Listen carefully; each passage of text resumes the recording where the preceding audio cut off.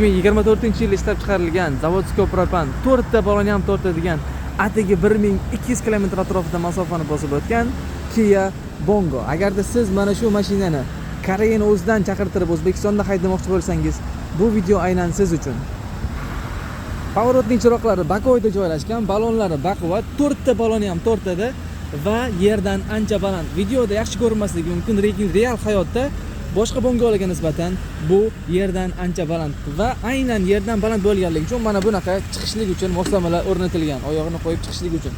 Bortlari top-toza holatda, deyarli yuk yuklanmagan. Odatda dubl kabinali mashinalarda orqasi qisqaroq bo'ladi, kaltaroq bo'ladi, lekin buniki esa juda ham uzun. Mana orqadan ko'rinishligi, atsenkovoylari top-toza holatda. Gulshitirlarni ham ko'rsatib o'tamiz. Mana yerdan pastdan ko'rinishligi, zanglagan, chirigan joylari yo'q.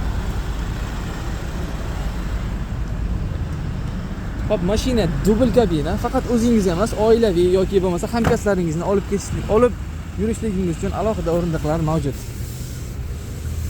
Orqadagi o'rindiqlar va salon qismi. Salon qismi Maslinning toza holatda, avtomatik ochilib yopiladigan oynalar, 2024-yil 8-oy berka va chiqishlik uchun moslamalar.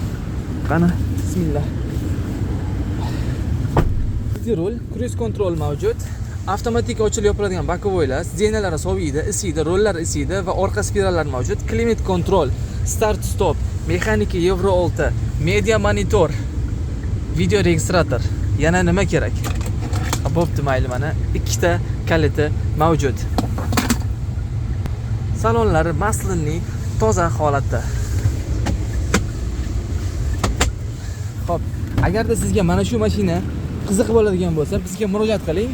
Narxiga keladigan bo'lsak, buni O'zbekistonga yetib borish narxini $21,900 ga yetkazib beramiz. Rastamoshkasini alohida to'lab chiqib ketsangiz bo'ladi. Rastamoshkasi nech pul bo'ladi deb so'raydiganlar uchun ham aytib o'tamiz. Bu mashinaning rastamoshkasi $14,500 dan $15,000 atrofida chiqadi.